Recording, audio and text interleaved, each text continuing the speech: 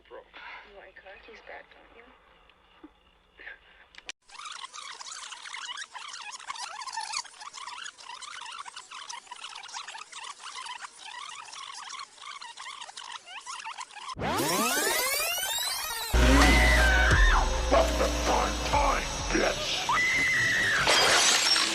Hello and welcome to Primetime Bitch! Quittons le train en direction de Busan et partons rendre visite à Beth, une morte-vivante qui n'a pas dit son dernier mot. Le film du jour n'est autre que Life After Beth, réalisé par Jeff Benoit et sorti en 2014. Et Life After Beth, ça parle de quoi? Alors que Zach doit faire face à la perte de sa petite amie, Beth, morte d'une morsure de serpent lors d'une randonnée, il noue une relation avec sa belle famille pour mieux gérer son deuil. C'est lorsqu'il passera voir les Hoffman, sa belle famille, qu'il découvre avec stupéfaction que Beth est revenue à la vie. Regardez qui voilà. Beth, d'accord, calme-toi maintenant. Qu'est-ce que tu fais? Oh, c'est drôle, Qu'est-ce j'ai que la tu voulais même. que je fasse? Il m'a contourné, il m'a feinté et il m'a censé contourné. lâcher les Oui, arrêts, je sais. Dis-moi ce qui se passe. On dirait que t'as pété un câble. C'est un peu dur à expliquer. Comment t'as pu me faire un truc pareil? Hé, Tu m'as hé, fait hé, croire que Zach, t'étais... Elle n'a rien Tout fait. va bien, ce sont des choses qui arrivent. Quelle chose, et qu'est-ce que Non, j'ai? mais rien, j'ai y a pas parlé de de- problème. Non, écoute, tu vas bien. Tu vas Dis-moi bien, seulement, parfaitement bien. dis-moi pourquoi tu m'as pas Te ouvert. dire quoi? Non, Dis-le-moi. elle a rien On fait pourrait du tout. peut-être aller tous les deux discuter de tout ça Non. en privé. Voilà, Pas c'est question. Il ne croit tout d'abord pas à la mort de Beth, puis doit se rendre à l'évidence, Beth est mystérieusement revenue d'entre les morts. Cependant, ce qui semblait être une merveilleuse nouvelle va vite s'avérer être un lourd fardeau à porter, car Beth n'est plus vraiment elle-même, mais c'est une zombie. À la manière de Love Nina, T-Mortellen ou encore Boring the Ace, Life After Beth traite de la perte d'un être cher et de comment faire son deuil. Ici, ce n'est pas la figure du fantôme qui est exploitée comme dans Love Nina ou encore T-Mortellen, mais bel et bien celle du zombie. Vas-y, passe devant. Allez, je te suis.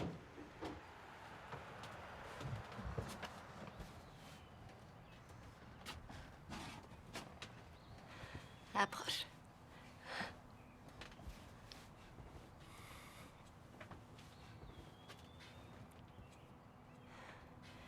Tes cheveux sont super chauds. Mes cheveux sont super chauds. Qu'est-ce que tu veux dire? Zach, pourquoi t'es aussi bizarre? Hein? Qu'est-ce qui se passe avec papa et maman? Vous êtes tous bizarres.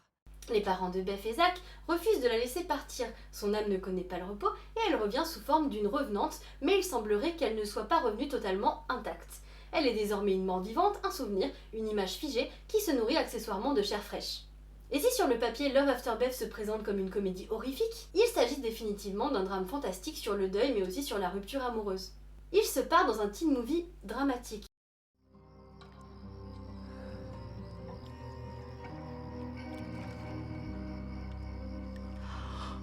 T'as quand même pas envie de me bouffer?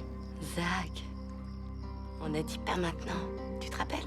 Mais je vais dire vraiment me bouffer. Non mais arrête. Pas avec mes parents dans la maison, je t'en prie.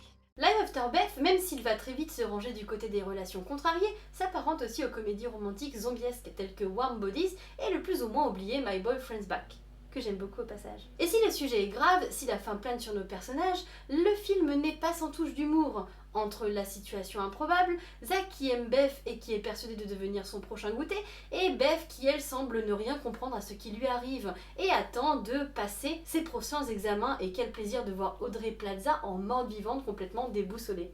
Le tout en faisant un petit clin d'œil à l'origine vaudou du zombie lorsque Zach cherche les causes du retour de Beth et évoque qu'il s'agirait peut-être d'une de leurs amies haïtiennes. Enfin, vous ne bouderez pas votre plaisir devant les péripéties de Beth et Zach, de la vie à la mort, mais aussi et surtout de l'amour à la haine, puis au deuil avec une dernière partie du long métrage qui changera radicalement de rythme. Tu comprends? Va te faire foutre! Je suis bête et je suis vivante, c'est clair! Oui, d'accord. Je suis bête!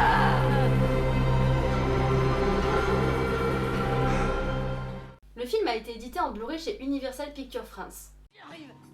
Allez! T'en as rien à foutre, Zach! Et c'est le moment de la carte blanche. Aujourd'hui, c'est la chaîne En Tout Genre qui va nous faire part de la sienne. Bonjour à vous qui suivez le calendrier de la vente d'Halloween. Je m'appelle Alexis et je m'occupe de la chaîne En Tout Genre, une chaîne dans laquelle je parle de cinéma de genre français. Alors aujourd'hui, je ne vais pas vous parler de films de zombies français parce que je l'ai déjà fait dans une de mes vidéos que je vous invite à aller regarder. En revanche, je vais vous parler d'un épisode d'une série qui s'appelle Le Monde Merveilleux de Mickey. C'est une série créée en 2013 et qui reprend les codes des cartoons des années 30. Elle s'en inspire tellement qu'elle n'hésite pas même à se lâcher, histoire de plaire autant aux enfants qu'aux adultes. Et c'est le cas de l'épisode dont je vais vous parler, qui s'appelle Un zombie dingo, A Ghoul Friend en VO.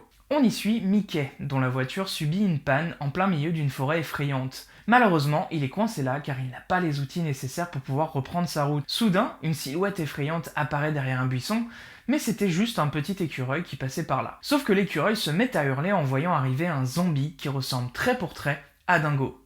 Mickey, paniqué, se met alors à courir pour sa vie, poursuivi par la créature. Ce que j'aime beaucoup avec ce court-métrage, et qu'on retrouve dans l'intégralité de la série, c'est qu'il n'est pas conventionnel.